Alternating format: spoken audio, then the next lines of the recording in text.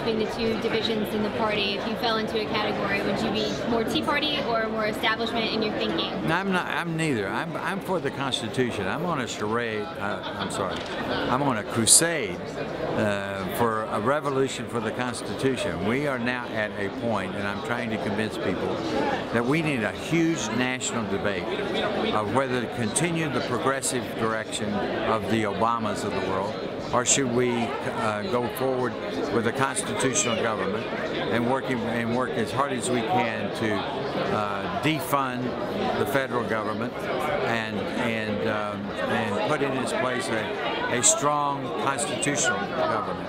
So when you say the progressive direction of Obama, would you mean, cutting entitlements? Well, the progressives. His big push right now is for more redistribution of wealth. Well, a crusade against income inequality. Yeah. Do you think this is a real problem? Income inequality is a code word for redistribution of wealth, a socialist mentality.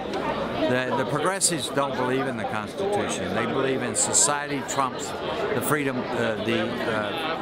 of individuals, and whatever the majority says, that is truth. And therefore, if you've got the votes, then you can steal from one taxpayer to give to another taxpayer. And we're unfortunately realizing the consequences of that worldview. And I think the American people now are poised to have a discussion of whether we have strong equality where men and principles of life, liberty, and the pursuit of happiness, or we have bigger government in our lives, and the Obama approach. So I'm hoping will be the debate this year and next year in the upcoming two elections. So the conservative approach would be to increase defense spending and cut entitlements?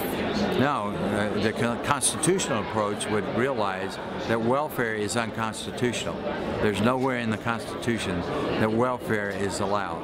And it would realize that Obamacare is unconstitutional, that there's nowhere in the Constitution that allows the federal government to be in the health insurance business. And I could go on and on and on. So the conservative... The minimum wage is unconstitutional? The minimum wage is unconstitutional. That you would abolish that in order to have greater job growth? That's right.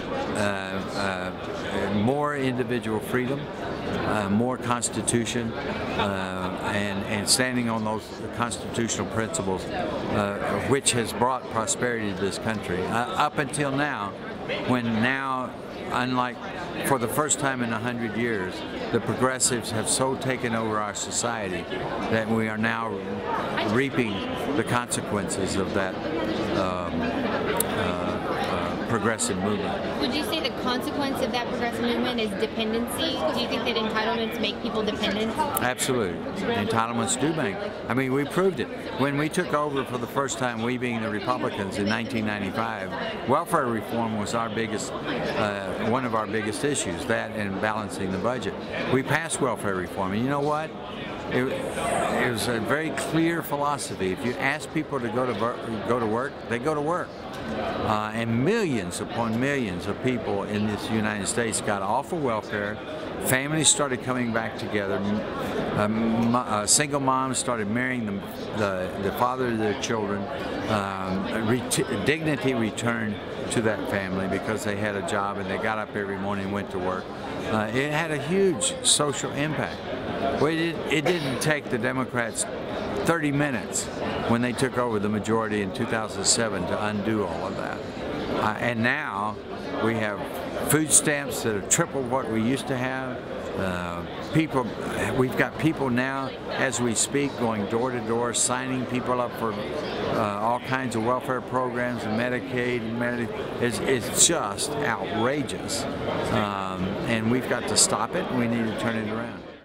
Undercurrent under the surface makes the mainstream get so nervous. It's time for purpose, for news to serve us, not with propaganda they use to hurt